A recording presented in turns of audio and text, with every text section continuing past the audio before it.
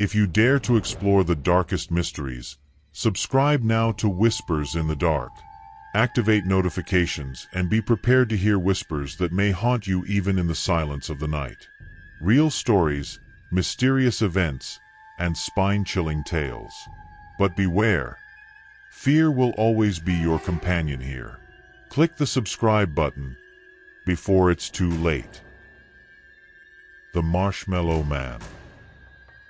I remember the first note showing up like it was yesterday. It was folded neatly and left on the little table in the corner of my treehouse. It said, "Hi there. I'm the Marshmallow Man," smiley face in this big, messy handwriting, almost like a kid's. I laughed, figuring it was my older brothers trying to mess with me. They always did stuff like this, leaving little pranks or notes around. I even thought the name was kind of funny, imagining some puffy guy made out of marshmallows. At first, I just crumpled it up and tossed it in the corner. But then another note appeared the next day, and then another after that. Each one was weirder than the last. Stuff like, "I'm watching," or "Let's play hide and seek." My brothers had to be behind it, right? But the thing that started to bother me was how they never talked about it. Usually, they'd tease me or brag about their jokes. This time, nothing. The notes started feeling less like jokes and more like, "I don't know," warnings. By the end of the week, they were showing up every day. One day it said, "Come out at night. I have a surprise." I'm not gonna lie, that one gave me the creeps. It felt wrong, you know? Like it wasn't meant to be funny anymore. I even checked with my brothers that night, accusing them outright. They both swore up and down it wasn't them. They actually seemed annoyed, saying I was just being paranoid. But I couldn't shake the feeling that someone was watching me, like someone knew when I was in the treehouse. I stopped going up to the treehouse for a while after that. The idea of finding another note just made my stomach twist. But one evening, a little before sunset, I got curious again. I climbed up the ladder slowly, trying to act like I wasn't scared. When I stepped inside, I saw it immediately. Another note, right in the middle of the floor. This one was different. It wasn't written in the same messy handwriting. It was cleaner, sharper, and the message made my skin crawl. "I saw you at the window last night." My window. I froze, trying to think. My room was on the second floor, and my window faced the backyard. No way someone could have been outside it. My heart started racing, and I climbed down so fast I nearly slipped. That night, I couldn't sleep. I kept staring at my window, half expecting to see someone standing there. Around 3 a.m., I heard something. At first, it was faint, like a soft tapping on glass. I told myself it was just my imagination, maybe even a tree branch. But then it got louder, more deliberate. Ap, ap, ap. My throat tightened, and I pulled the blanket over my head, hoping it would stop. But it didn't. It just kept going. I finally gathered enough courage to peek out from under the blanket, and when I did, I almost screamed. There was a face pressed against the glass. The face was pale, almost ghostly white, and completely round, like a marshmallow. I couldn't make out any details except for these dark, sunken eyes staring straight at me. They didn't blink. I couldn't move. I just sat there, frozen, clutching the blanket like it was some kind of shield. My brain kept telling me it wasn't real, that I was dreaming, but the tapping continued, steady and relentless. I tried to scream for my parents, but it was like my voice was stuck in my throat. Then, as if it could sense my fear, the thing smiled. Its mouth stretched unnaturally wide, revealing these sharp, uneven teeth. I don't know how long I stared at it, but suddenly, it ducked out of view, like it had vanished into thin air. I don't even remember getting out of bed, but the next thing I knew, I was in my parents' room, shaking my dad awake. I was hysterical, barely able to get the words out, but I managed to say someone was outside my window. My dad grabbed a flashlight and went outside to check. I stayed in the house with my mom, practically glued to her side. My heart was pounding so hard it hurt. When my dad came back, he said he didn't see anything, but there were footprints in the dirt under my window. He brushed it off, saying it was probably some animal or even my brothers messing with me. But I knew what I saw. That face wasn't human, and it wasn't a prank. After that night, I refused to sleep in my room. I camped out on the couch in the living room, where there were no windows behind me. My parents thought I was being dramatic, but I didn't care. I knew what I saw. A couple of days passed without anything happening, and I started to convince myself it was over. Maybe it really had been my brothers messing with me, or maybe I was just overtired that night. But then, something happened that I can't explain. I found another note, not in the treehouse this time, but inside the house. It was on the kitchen table when I came down for breakfast. It just said, "You can't hide forever," smiley face in that same messy handwriting.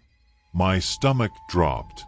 My brothers were both sitting at the table eating cereal, and when I asked them about it, they looked just as confused as I was. I begged my dad to check all the doors and windows, but everything was locked. There was no sign of anyone breaking in. Still, I couldn't shake the feeling that someone, or something, had been inside the house while we were sleeping. That night, I made my mom let me sleep in their room, even though she kept telling me I was being silly. But around midnight, I woke up to the sound of footsteps, slow and heavy, creaking on the wooden floor in the hallway. My parents were still asleep, and I didn't dare wake them.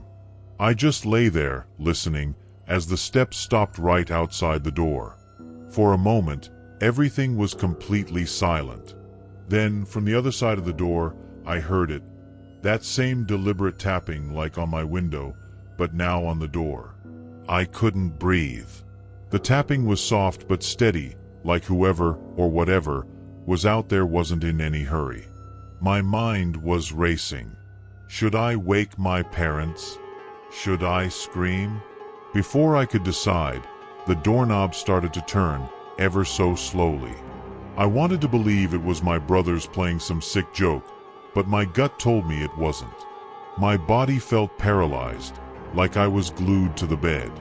Then, the turning stopped, and the silence that followed was somehow worse. I stared at the door, my heart hammering in my chest, half expecting it to burst open. But instead, I heard something that made my blood run cold. It was a voice, low and raspy, whispering my name. "Tommy." My parents didn't stir, like they couldn't even hear it.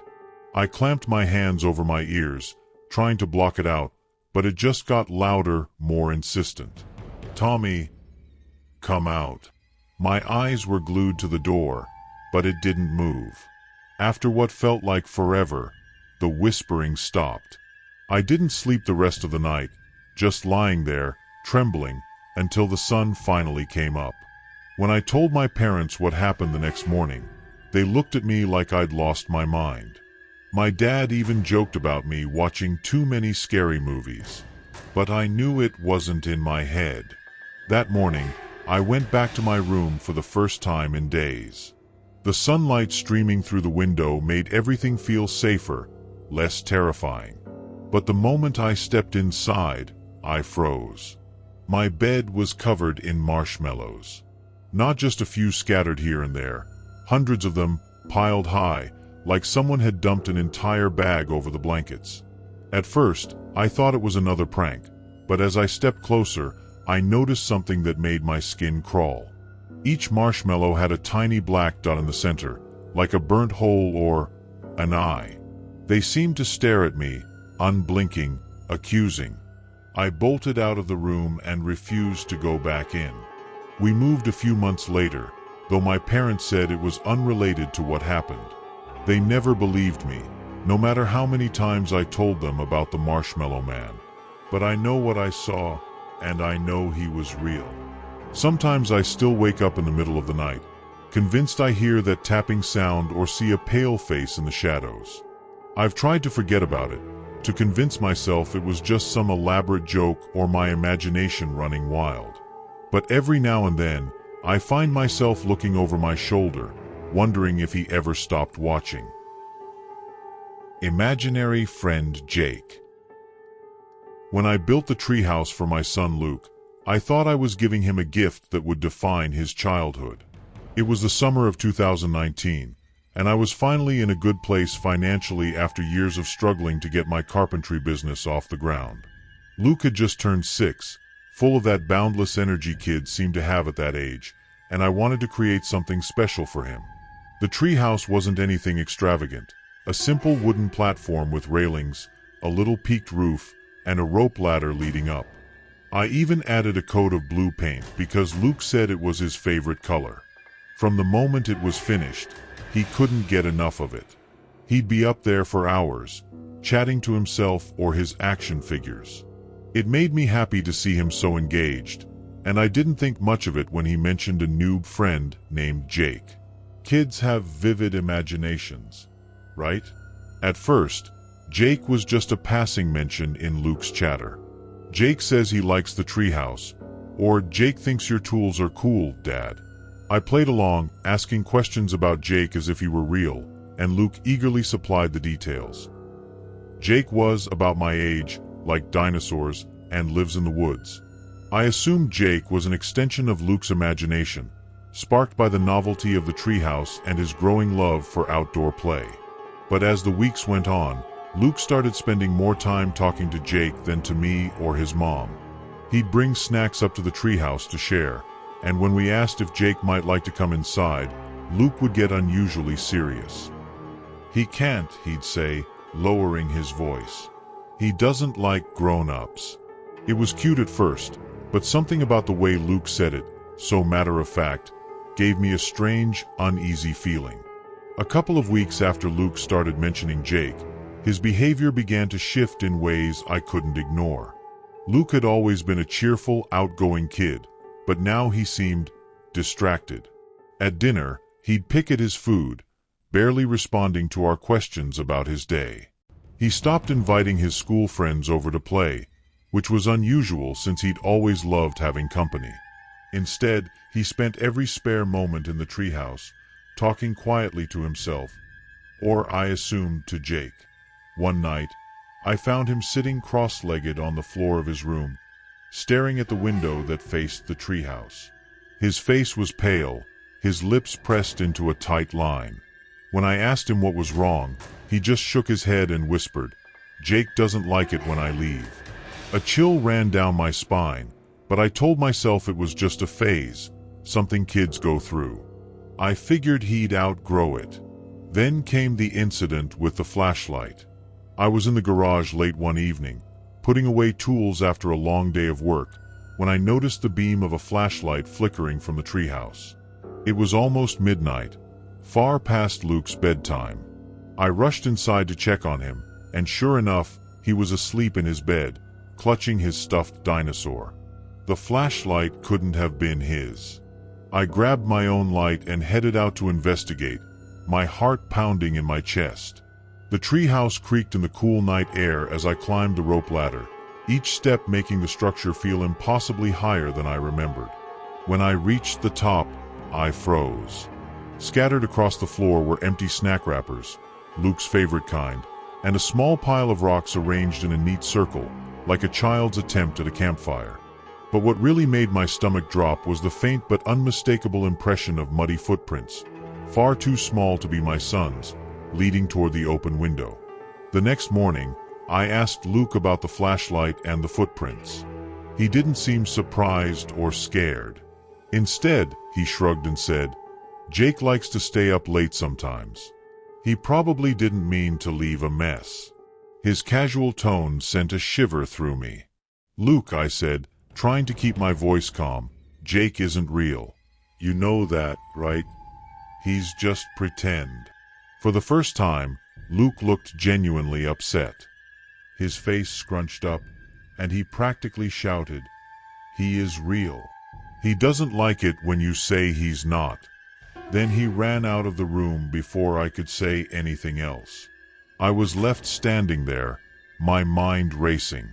Who, or what, was my son talking to out there? I told myself I was being paranoid, but deep down, I couldn't shake the feeling that something wasn't right. That night, I decided to keep watch. I told my wife I'd be working late in the garage, but in reality, I stationed myself near the window where I could see the treehouse clearly. I turned off all the lights and sat in the dark with a mug of coffee, waiting for anything unusual. Hours passed, and just as I was beginning to feel foolish, I noticed movement near the base of the tree. My breath caught as a small figure darted up the ladder and into the treehouse, moving faster than seemed possible. The flashlight beam flickered on inside, casting eerie shadows through the slats of the walls. I grabbed my own flashlight and bolted outside, adrenaline surging. I climbed the ladder 2 steps at a time, my heart thundering in my chest. But when I reached the top, the treehouse was empty. The flashlight was lying on its side, still on, but there was no one there. The only sound was the creaking of the branches and the distant hoot of an owl. I barely slept that night. The image of the small figure climbing into the treehouse replayed in my mind over and over. It couldn't have been Luke. He was fast asleep when I checked his room afterward. The next morning, I told my wife everything. She tried to reassure me, suggesting it was probably a neighborhood kid playing a prank. Kids can be sneaky, she said, but I could tell she didn't fully believe her own words. I decided to take matters into my own hands. I installed a small motion-activated camera inside the treehouse, hidden in the corner where it wouldn't be noticed. If someone or something was sneaking in, I'd catch them on video. Luke didn't seem to mind when I told him about the camera. In fact, he smiled faintly and said, "Jake won't like that." His words sent a ripple of unease through me, but I pretended not to hear. That night, I stayed up again, watching the treehouse from the safety of the living room. Nothing happened until just after midnight, when the motion sensor on my phone pinged. My stomach twisted as I opened the app and clicked on the live feed from the camera. The grainy black and white footage showed a small boy sitting cross-legged on the floor of the treehouse. He was facing away from the camera, his head tilted slightly to the side as if listening to someone. I couldn't see his face, but his clothes were dirty, and his hair looked matted, like he'd been wandering in the woods for days. My throat tightened as I realized Luke wasn't up there. This wasn't my son. Before I could react, the boy on the screen turned his head sharply toward the camera, as if he'd heard me watching. His face was obscured by shadows, but I could just make out his eyes, wide and unblinking. Then the feed cut to static. The moment the feed went static, I bolted out of the house with my flashlight, yelling Luke's name as I ran. I knew he was likely safe in his bed, but my instincts screamed otherwise. When I reached the treehouse, the ladder swayed slightly, as if someone had just climbed down. I shone my flashlight in every direction, scanning the woods, but there was no sign of anyone. With my pulse hammering, I climbed into the treehouse. The space smelled damp and earthy, like wet leaves. The circle of rocks I'd seen before had been disturbed, scattered across the floor, and in the center was something new, a small, crudely carved wooden figurine. It was shaped like a boy, its face blank except for 2 deep gouges where the eyes should be. My skin crawled as I picked it up. It was warm, like it had been held moments before. I shoved it into my pocket and climbed down as fast as I could. Inside, I checked on Luke. He was still fast asleep, sprawled out with his stuffed dinosaur under one arm. I sat beside him for a long time, watching his chest rise and fall, trying to convince myself everything was okay. The next morning, I asked him directly about Jake. "Who is he, Luke? Where does he come from?" My voice trembled despite my best efforts to sound calm. Luke hesitated, his little fingers fidgeting with his cereal spoon. "He said he used to live here," he finally whispered. "Before we did." But now he doesn't have a house, so I let him use the treehouse. My blood ran cold. I hadn't told Luke about the figurine, but his next words chilled me to the bone. He made you something, didn't he? He wanted you to have it. I didn't know what to say after that. Luke's words clung to me, wrapping around my mind like fog. That figurine, the way it felt warm, almost alive in my hand, was still in my pocket. After Luke left for school, I took it out and examined it more closely. The crude carvings weren't entirely random. The gouges for the eyes were deep, almost too precise for a child's handiwork, and there were faint scratches on the back that looked like letters? I squinted and traced them with my finger, making out the word help. My stomach churned. Whatever Jake was, or had been, this didn't feel like a playful imaginary friend anymore. It felt like something darker, something desperate. By that afternoon, I had decided to take down the treehouse. It was drastic, I knew, but I couldn't shake the growing fear that it was the source of whatever was happening. Luke cried when I told him. He begged me to leave it alone, saying Jake would be angry. He needs the treehouse, Dad. He doesn't have anywhere else to go. His words only steeled my resolve. I waited until he was at a friend's house and started dismantling it, plank by plank. The deeper I got into the process, the heavier the air around me seemed to grow. By the time I reached the roof, I was sweating despite the cool breeze. That's when I found it. Hidden between the roof slats, a bundle of tattered fabric, tied with what looked like vines. It smelled foul, like rotting leaves and damp earth. When I untied it, a rush of cold air hit me, and I nearly dropped the contents. A child's shoe, small and scuffed, with a faded name written on the inside.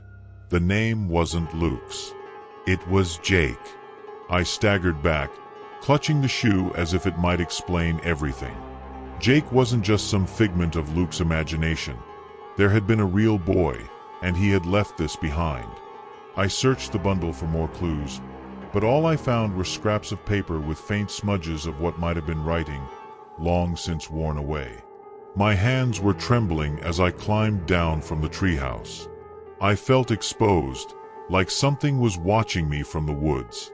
I glanced over my shoulder every few seconds, half expecting to see those wide, unblinking eyes from the camera footage staring back at me. Once I was on the ground, I threw the bundle into a garbage bag and stuffed it into the deepest corner of the garage, trying to put some distance between it and myself. That night, I dreamt of the treehouse.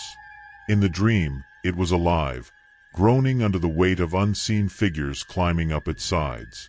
The planks warped and bent, forming faces that whispered my name. I woke up in a sweat, the faint sound of knocking echoing in my ears. For a moment, I thought it was part of the dream, but then I heard it again. Soft, deliberate tapping coming from outside. I crept to the window, my heart pounding, and there it was. A small figure standing at the base of the treehouse. It wasn't moving, just staring up at the dark silhouette of the structure. My breath hitched as I realized the figure wasn't facing the treehouse, it was facing me. I backed away from the window, my chest tight with fear, and the tapping stopped. The next morning, I made up my mind. I couldn't let this go on any longer. Whatever was happening, it wasn't just some innocent childhood imagination. There was something real, something sinister tied to that treehouse. I took the day off work and drove to the local library, scouring old newspapers and records for anything about our property. At first, it was dead ends, property sales, zoning changes. But then, buried in a small-town crime archive, I found it. A short article from 1982 about a boy who had gone missing in our area. His name was Jacob Warren, but the article mentioned that his family and friends called him Jake. He had been last seen playing near the woods, and despite weeks of searching, no trace of him was ever found. My stomach sank as I stared at the grainy photograph of a smiling boy, his hair slightly disheveled, his front tooth missing. It was the same name, the same woods. It couldn't be a coincidence. I printed the article and took it home, trying to piece together what this meant. When Luke came home from school, I showed him the photo, my voice carefully measured. "Is this Jake?" I asked. His face lit up in recognition, and he nodded. "Yeah, that's him.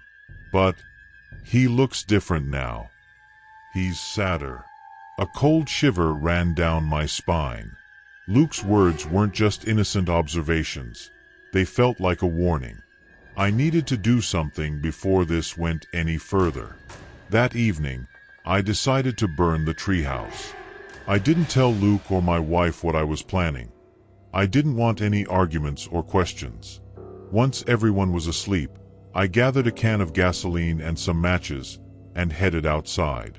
The night was eerily quiet, the kind of silence that makes every step sound like a thunderclap.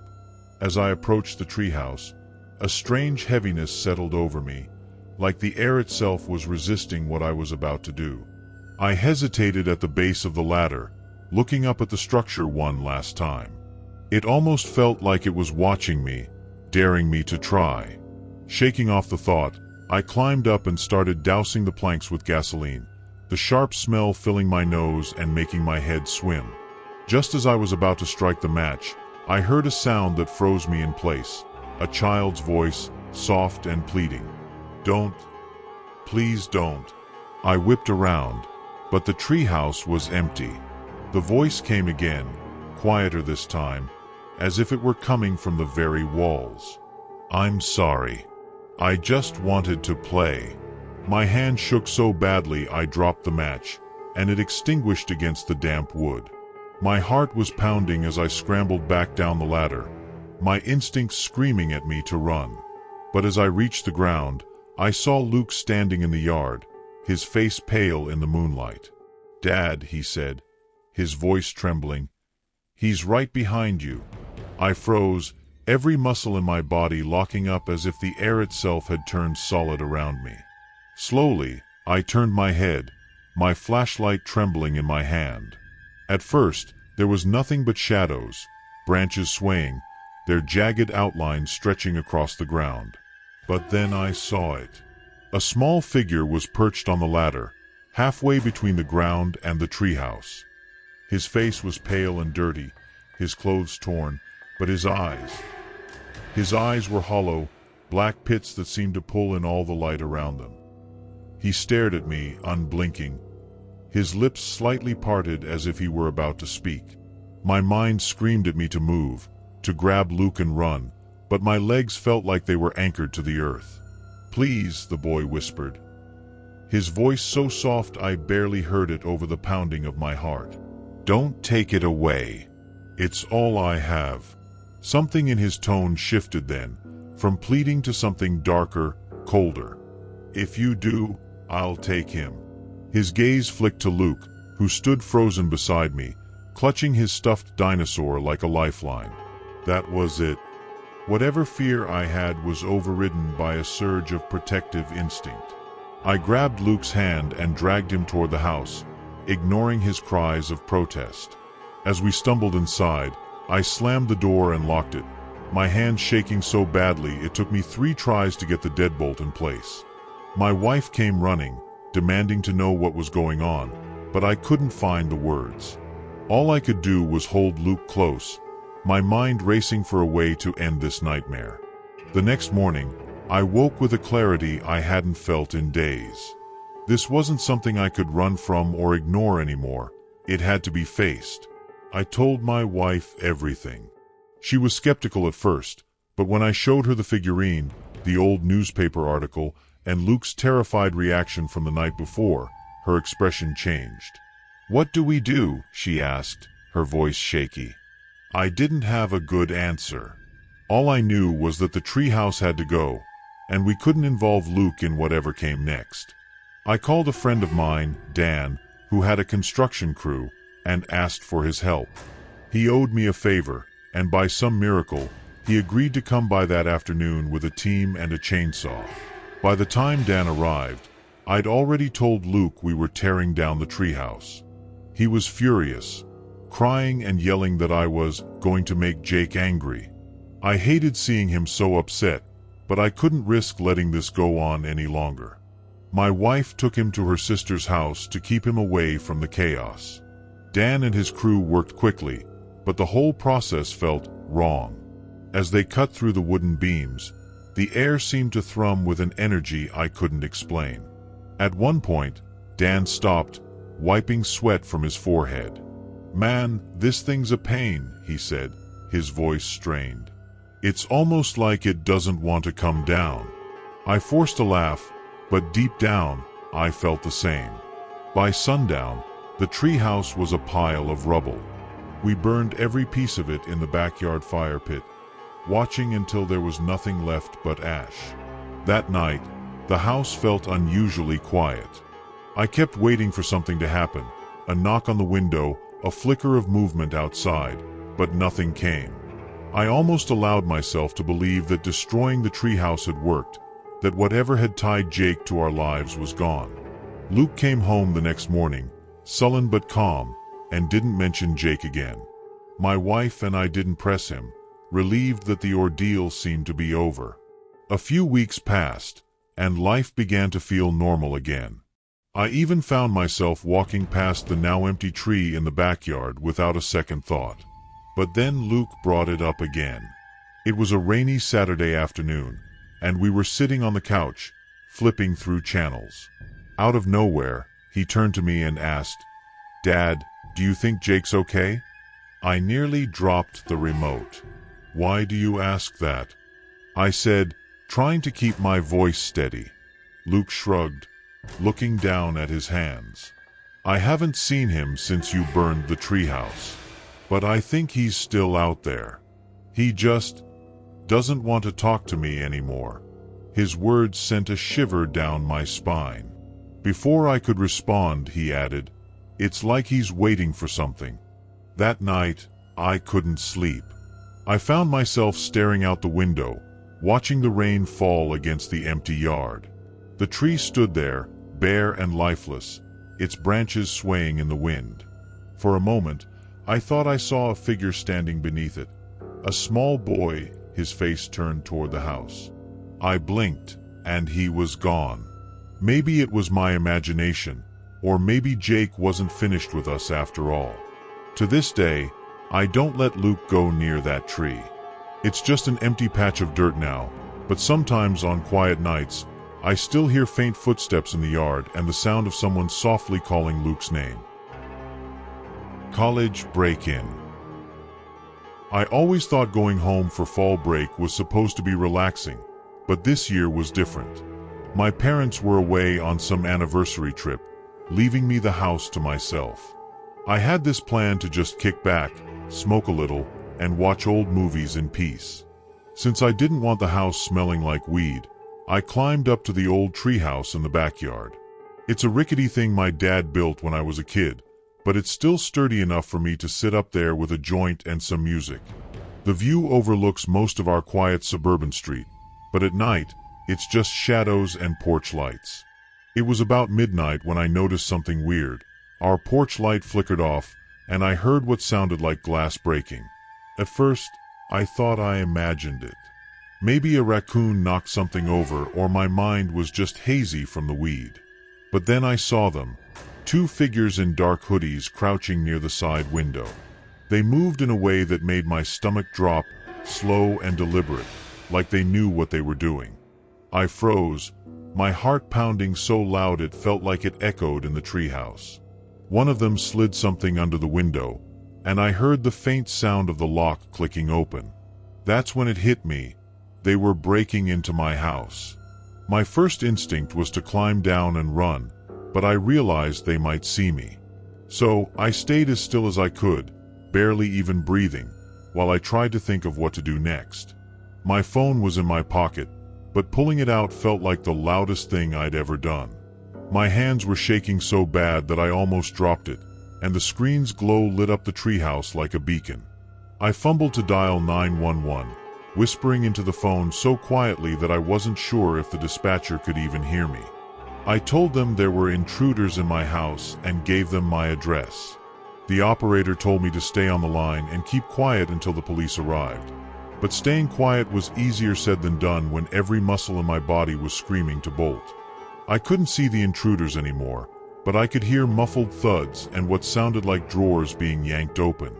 They were inside my house. Then, one of the figures stepped out onto the back porch. I could see him clearly now under the pale moonlight. A tall guy, bulky, with a crowbar hanging loose in his hand. He scanned the yard, his head turning like he was looking for something, or someone. My stomach turned to ice when he looked right at the treehouse. I ducked down, pressing myself flat against the wooden planks, trying to become invisible. My mind was racing. Had he seen me climb up here earlier? Did I leave something outside that gave me away? The minutes stretched out endlessly as I prayed he'd go back inside. Instead, I heard the crunch of his boots on the gravel below. He was coming toward the treehouse. I didn't even realize I was holding my breath until my chest started to ache. I knew the treehouse ladder was old and creaky, just the kind of noise that would give me away if he climbed it. I tried to brace myself, gripping the wooden beam next to me, but my hands were so slick with sweat I could barely hold on. Then I heard it, the first groan of the ladder as he tested a step. My whole body locked up. I had nowhere to go, no plan, just pure, primal panic. He took another step, and I could hear the wood complaining under his weight. It sounded like he was muttering something, but I couldn't make out the words. I scrambled for anything I could use to defend myself. The treehouse wasn't exactly an armory, just old toys, some blankets, and a few rusty nails sticking out of the boards. My hand landed on a piece of wood, one of the leftover planks we never used when we built the place. It was splintered on one end, about the size of a baseball bat. I gripped it tightly, trying to steady my breathing as the sound of his boots got closer and closer. When his head finally popped up through the opening, I swung without thinking. The plank cracked against something solid, his shoulder, maybe his head. He grunted and stumbled back, but the ladder gave way under his weight, sending him crashing to the ground. The sound of the ladder breaking and the guy hitting the ground was deafening in the otherwise silent night. I peeked over the edge of the treehouse, my heart hammering like it was trying to escape my chest. He was sprawled on the ground, groaning and clutching his shoulder, but he wasn't out cold. Worse, the other guy must have heard the commotion because I saw him dart out of the house, yelling something I couldn't make out. My stomach churned as they started arguing, their voices sharp and panicked. I could barely hear them over the blood rushing in my ears, but I caught enough to realize they were trying to figure out where I was. I knew I couldn't stay in the treehouse much longer. The broken ladder would slow them down, but not for long, and I had no idea if they were armed. My options felt non-existent.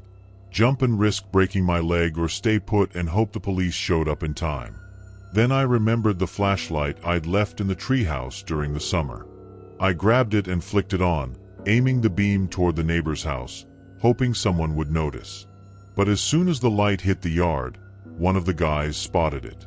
"Up there!" he shouted. I could hear them running toward the tree. My body felt like it was on autopilot as I scrambled to the other side of the treehouse, desperately searching for another way out. I spotted the thick branch that extended toward the fence, a good 8 feet away. It wasn't exactly a solid escape route, but it was all I had. The guys were already at the base of the tree, and I could hear one of them cursing as he inspected the broken ladder. The other one muttered something that sounded like, "We'll flush him out." I didn't want to stick around to find out what that meant. With a flashlight still clutched in one hand, I swung myself onto the branch, my weight making it dip dangerously low. Every creak of the wood felt like it would snap beneath me, but I had no choice. I crawled along the branch, inch by inch, until I was hovering over the fence. Then came the worst sound imaginable, the crack of the branch breaking. I had just enough time to throw the flashlight toward the neighbor's yard before gravity yanked me down. I landed hard on the fence, the sharp edges of the wood digging into my ribs before I tumbled onto the grass below. Pain exploded through my side, but I didn't have time to think about it. I could hear one of them climbing the tree now, the other circling around the base. For a second, I was convinced they'd catch me. But just as I started to crawl toward the neighbor's yard, the faint sound of sirens reached my ears. The police were close. The guys must have heard it too, because the one in the tree let out a string of curses before dropping back to the ground. The sirens grew louder, and for a moment, I thought I was safe. But instead of bolting like I'd hoped, the two guys seemed more desperate. One of them yelled, "Find him," and I realized they weren't giving up without a fight. My body screamed in protest as I scrambled to my feet and limped toward the neighbor's yard. Every step sent a sharp pain through my ribs, but adrenaline kept me moving. I made it to the edge of their driveway when I heard one of them sprinting after me. I didn't dare look back. I just ran. My legs felt like jelly, and the world spun from the pain, but the sight of flashing red and blue lights coming down the street gave me a sliver of hope. I practically collapsed onto the pavement as a police car screeched to a halt in front of my house. The guy chasing me stopped dead in his tracks, then bolted toward the backyard. I was too out of breath to yell, but the officers must have seen him because two of them took off in his direction. Another officer ran up to me, asking if I was okay, but I couldn't get the words out. My whole body was trembling, and the only thing I could manage was pointing toward the treehouse. It took what felt like forever, but eventually, I heard shouts and the sound of someone being handcuffed. I didn't know if they caught both of them, but at least one of those guys was off the street. After the police secured the area, one of the officers helped me to my feet and walked me back to their car. My legs felt like they could give out at any moment, but I managed to hold it together long enough to explain what had happened. They caught one of the guys, the one who'd fallen from the treehouse, but the other had slipped away into the neighborhood. My house was trashed. Drawers were pulled out, furniture overturned, and a couple of windows shattered. The officers said it looked like they were looking for something specific, though I couldn't imagine what. Nothing valuable seemed to be missing. Even now, months later, I can't shake the feeling that they weren't just random burglars. It was the way they looked at the treehouse, like they knew someone was up there, and the fact that they didn't immediately run when the sirens started. My parents replaced the ladder to the treehouse, but I haven't gone back up there since. I still have nightmares about the guy climbing toward me, his face barely visible in the shadows, and the sound of that branch snapping. People always say it's just adrenaline that keeps you alive in moments like that, but honestly, I think it was sheer dumb luck. I try not to think about what could have happened if I hadn't heard the sirens in time, or if I hadn't swung that plank hard enough. The Night Visitor. I was 12, going through that phase where every small disagreement with my parents felt like the end of the world. Back then, I was a mix of stubborn and dramatic, always ready to prove my independence in the pettiest ways possible. That night, the argument had been about something stupid, whether I could stay up late to watch a movie. But in my head, it was about freedom. My parents didn't budge, and I stormed off, slamming the door behind me like every angsty kid in history. I grabbed my flashlight, some snacks, and my old sleeping bag, and stomped off to the treehouse in our backyard, declaring I was spending the night there. The treehouse was my sanctuary, built by my dad a few summers before.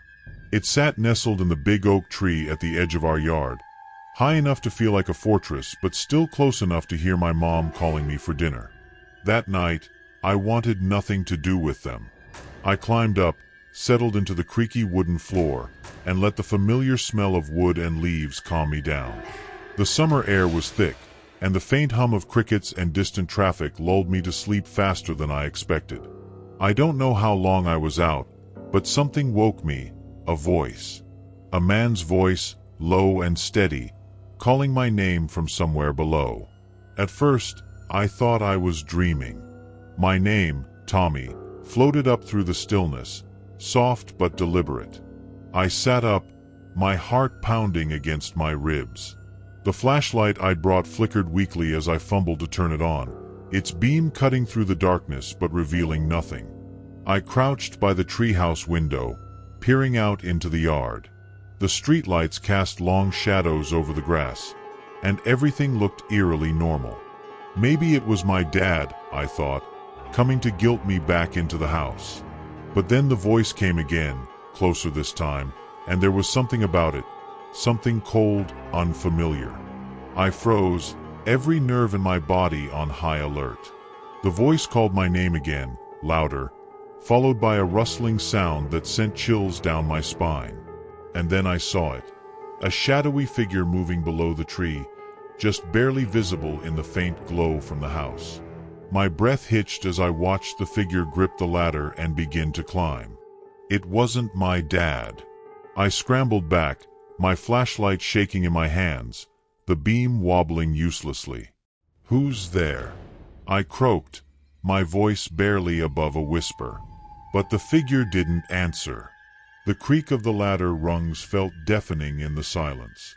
I backed into the corner of the treehouse, my hands scrambling for anything I could use as a weapon. All I found was an old slingshot and a few rocks I'd stashed there months ago. My mind raced, but I couldn't think straight. The figure climbed slowly, deliberately, like they had all the time in the world. I wanted to scream, but my throat felt tight, like the air had turned to glue. When the shadowy figure's head finally appeared through the opening, my flashlight caught just enough to show the outline of a face. Rough, unshaven, with hollow cheeks and wild eyes. "Tommy," the man said again, his voice low and gravelly. It wasn't a question or a call. It was like he already knew I was there, like he'd been watching me. My fingers gripped the slingshot so tightly they hurt. Without thinking, I loaded a rock and pulled back as hard as I could, releasing it with a snap. The rock hit the man's shoulder, and he let out a grunt, but he didn't stop climbing. Panic took over, and I finally found my voice, screaming as loud as I could. "Dad, Mom, help." My scream seemed to hang in the air, echoing across the yard, and for a moment, I thought no one would hear. The man paused, his face twisting in what I could only describe as irritation, like I'd interrupted some sinister plan. But then came the sound I'd been desperate for, the slam of the back door. "Tommy!" My dad's voice boomed across the yard. The man's head whipped around, and for the first time, I saw hesitation in his movements. My dad charged out with a baseball bat, his silhouette cutting through the porch light. My mom was right behind him, screaming my name. The man scrambled down the ladder, his movements clumsy now, like a predator caught off guard. I watched, frozen, as the man hit the ground and darted toward the back fence. My dad yelled, chasing after him, but the guy was fast. Faster than I thought someone that scruffy-looking could be. He cleared the fence in one leap, disappearing into the darkness beyond our yard. My dad stopped at the edge of the fence, shouting threats into the night while my mom climbed the ladder, tears streaming down her face as she pulled me into a hug. I was shaking so hard I couldn't speak. My dad returned a few minutes later, out of breath and furious, but the man was long gone. Even after the man was gone, the fear didn't leave me. My dad inspected the treehouse with a flashlight, his face tense and pale. "Are you hurt?" He kept asking over and over, but I could barely answer. I felt like I was in a daze, replaying the man's voice in my head, how he said my name like he'd known me forever. My mom led me back to the house, her grip on my hand almost too tight, like she was afraid to let go. Once inside, they locked every door and window, triple-checking each one, even though the intruder was long gone. We called the police, of course, and they came quickly. 2 officers combed the yard and surrounding area, but there was nothing to find. No footprints, no clues. It was like the man had vanished into thin air. They asked me endless questions. What did he look like?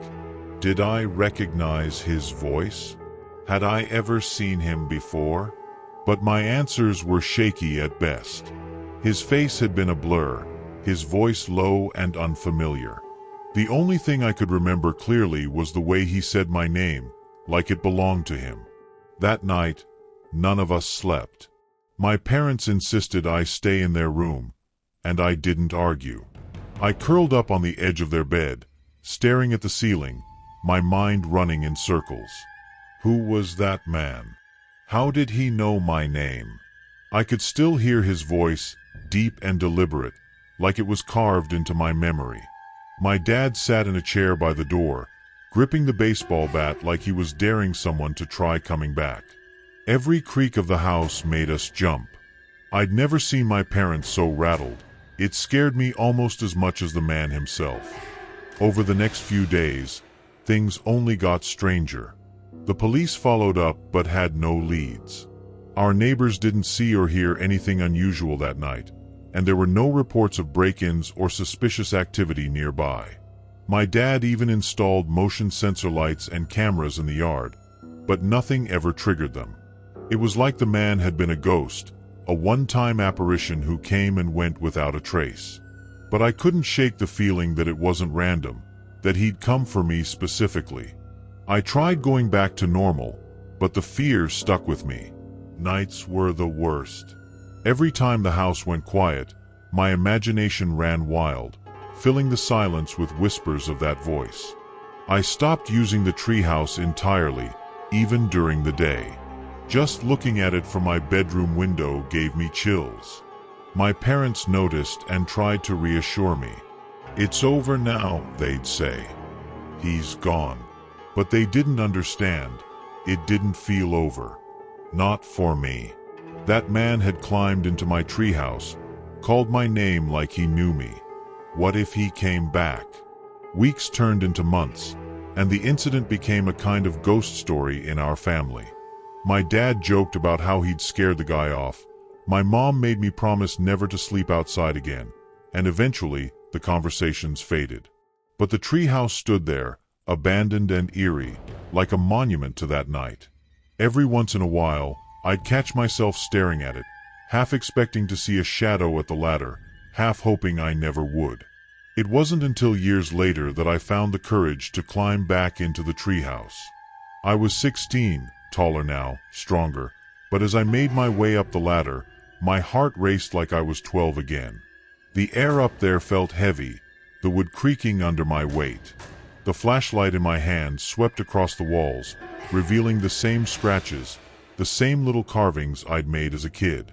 But then I saw something that stopped me cold. Etched into the floorboards, faint but deliberate, was my name. Tommy, carved in jagged letters, as if done with a knife. I scrambled down the ladder, my mind spinning. That carving hadn't been there before. I was sure of it. It felt like proof that the man wasn't some random intruder, that he hadn't just been after a place to hide or a kid to scare. He'd known me. Even now, I can't explain how or why, but sometimes I still hear his voice in my dreams. Low and steady, calling my name like it's a secret only we share. And I still can't bring myself to ask the question that haunts me most. What would have happened if my parents hadn't come outside that night?